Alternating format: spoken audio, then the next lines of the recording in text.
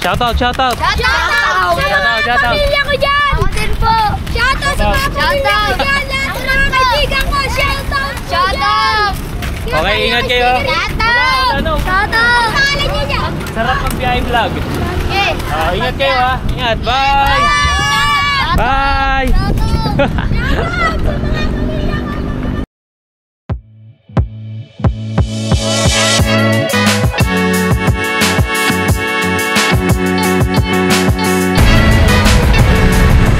Hi mga kabiyahe! Welcome back po sa ating channel. My name is Ruel at welcome sa lungsod ng Maynila. On today's video mga kaibigan, pupuntahan po natin itong upcoming tourist attraction dito sa lungsod ng Maynila.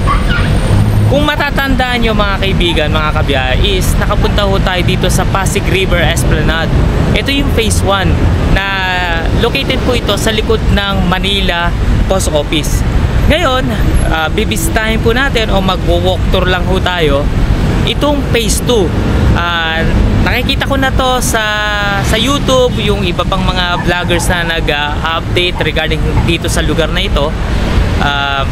Maganda po in fairness mga kaibigan, maganda po itong phase 2 at titingnan po natin kung kamusta na po, kung bukas na po ito sa public at mag-walk tour po tayo. And kung gumagamit po kayo ng Klook app, meron na po tayong promo code.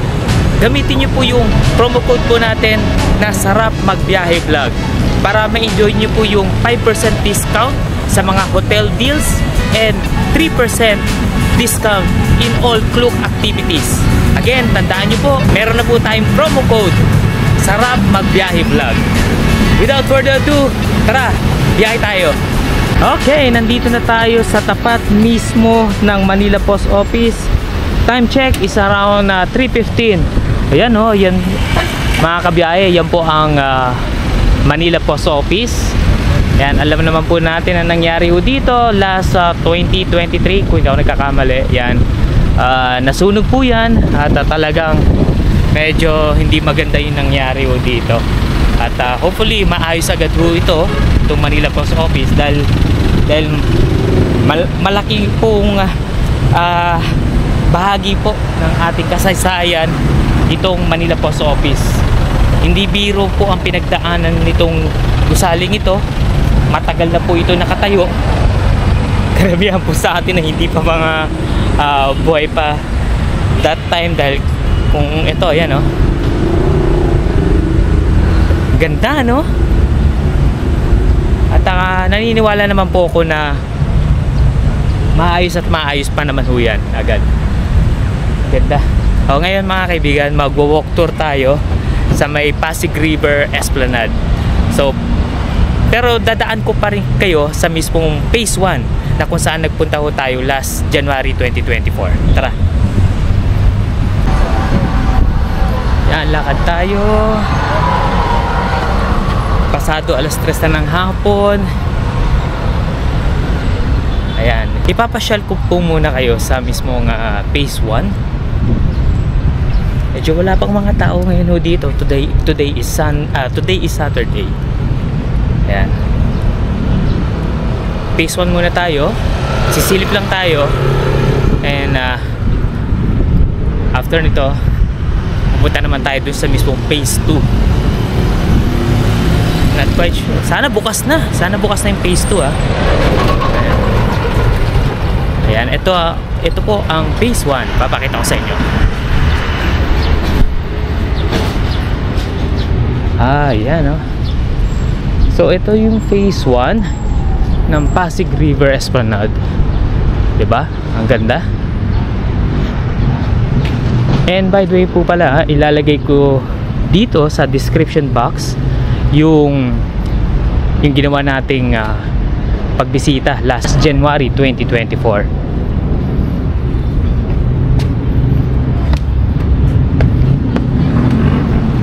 Lalagay ko yung full video dito sa description box below. Panoorin nyo po yun mga kaibigan. Nagpunta ko tayo gabi ayun. Okay, sarado. Sarado doon. So mga kaibigan, mga kabiyahe, so ito yung phase 1. Yan, wala pang masyadong mga tao dahil nga sobrang init pa. By the way, yung po pala ang Jones Bridge. Sa kabilang side, Binondo na po. Sige, baba tayo.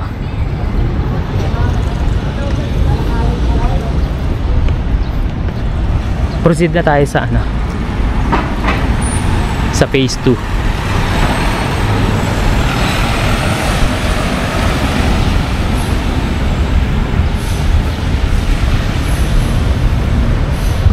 Ang init ah. Ayan, 3 o'clock pa lang kasi. Sige, tingnan natin kung bukas na. And meron ding ano, may ramp in case may mga kababayan po tayo naka wheelchair at hindi kayo umakyat po doon sa hagdanan. Ayan, may ano naman po rito, ramp. Ah, ito na ang phase 2. Ay, ang daming lampos ah. Bukas na, Chip? Bukas pa? Hindi pa? Ah, okay. Thank you. Ah, hindi pa bukas. Aha. Kailan kaya magbubukas sa public ito? Ayun oh. Ang ganda naman. Meron siyang pwede kang umakyat dito sa taas. And dito sa baba, ano to sa baba?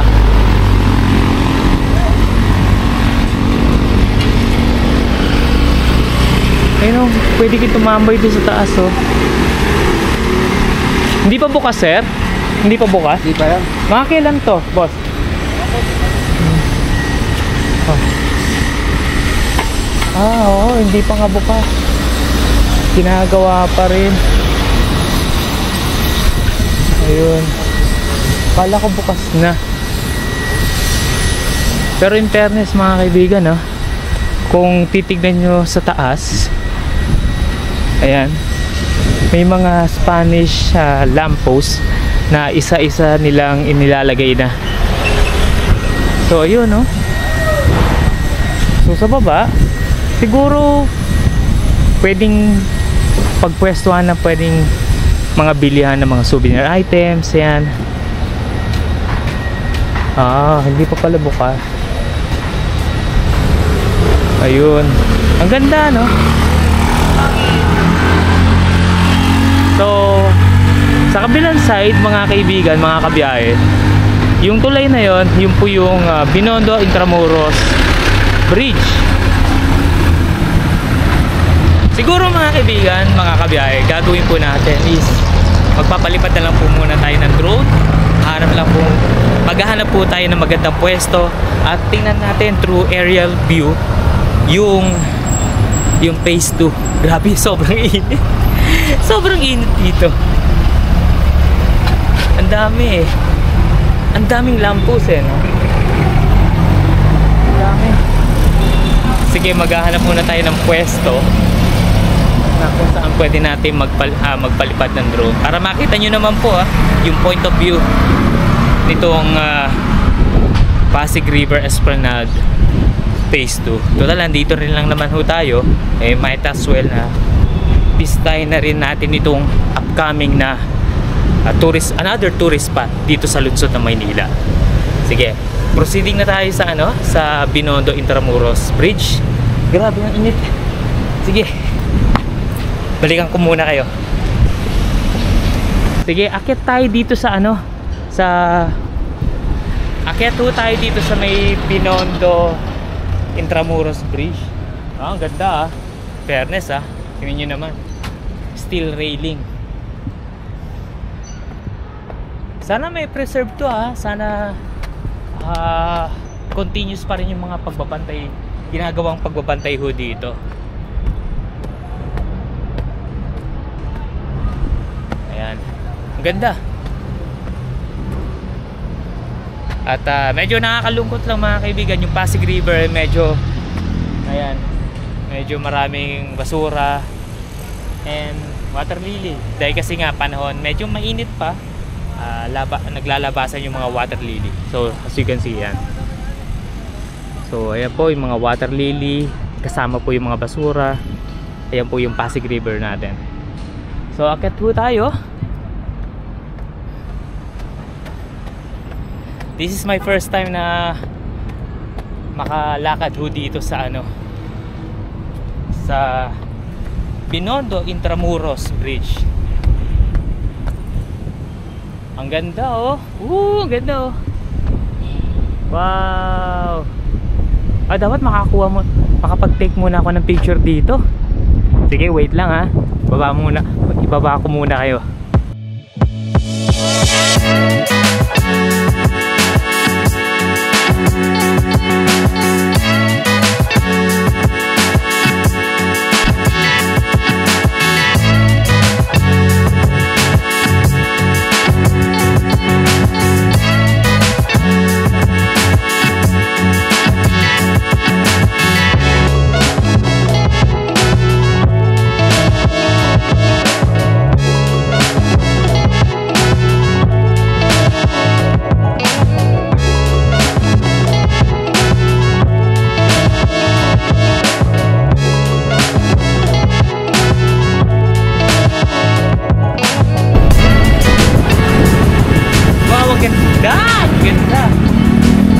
Ganda. Oh, sigansi oh. Ganda rin tulay oh. Oh, bawal yan yung mga ibang kabataan na nagsisitaw nila which is bawal. Ay, nako. Ayan, ganun pa man eh. Maganda yung tulay.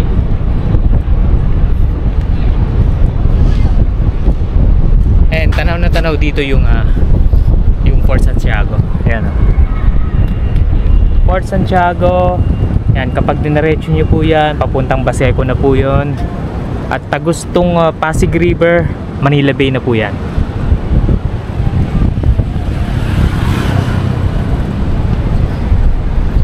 Yan, Binondo area na to.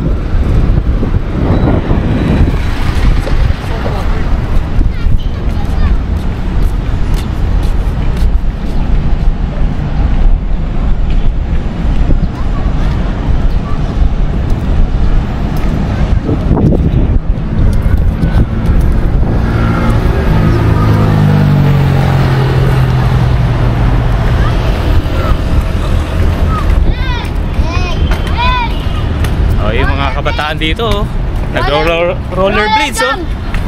Roller gang! Ayan oh, mga roller gang. Kaya ingat kayo ha, ingat. Shoutout. Shoutout! Pamilya ko dyan! Ako din po! Shoutout sa mga pamilya ko dyan! Lahat ng mga kaibigan ko! Shoutout!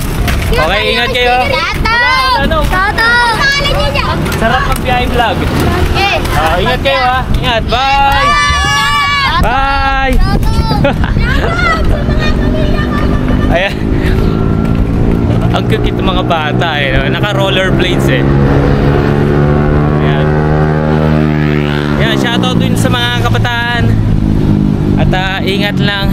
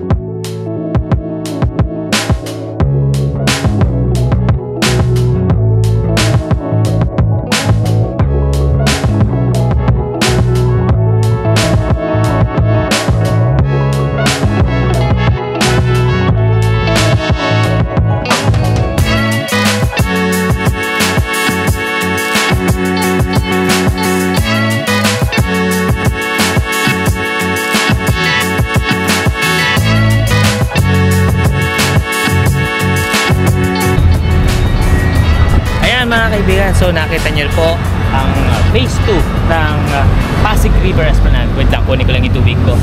So ayun, nagpalipad na ho tayo ng drone at nakita po natin yung itsura po ng malapitan yung Pasig River Esplanade phase 2 at kapansin-pansin mga kaibigan, talagang nire-ready na po talaga nila yung mga yung Spanish lamppost at the same time meron po kayo napansin, no? Parang pwede kayong magstay doon sa taas. Siguro lalagyan din po ng mga ng mga classic na upuan tsaka tables and chairs para doon na pwede ho kayong tumambay, magstay ng pamilya, barkada while watching yung Pasig River o kaya yung sunset po natin. Napakaganda po talaga itong ginagawang proyekto ng ating government. Malawak po ito, medyo malawak po itong project na ito. Hindi lang po dito sa lungsod ng Maynila. Ito'y tatagos po hanggang Laguna de Bay, itong Pasig River Esplanade. Ipapagandahin po ito. Dire-diretso po yan. So meron na tayong 2, meron tayong phase 1 hanggang doon papunta sa Arroceros sa park. Meron na po yan. At bawat lungsod dadaanan po itong magandang project po ito. I hope na nagustuhan nyo po itong simple walk tour po natin dito sa Pasig River, particularly dito po sa Pasig River Esplanade. Waiting pa rin po tayo kung kailan po magbubukas po ito sa public at kaabang-abang po ito. At rest assured mga kaibigan, mga kabiyahe, pupuntahan po natin ito. Again, maraming po salamat. Abangan nyo po ang mga susunod nating biyahe, gala. Always take care and God bless. Maraming po salamat. Lungsod ng Maynila.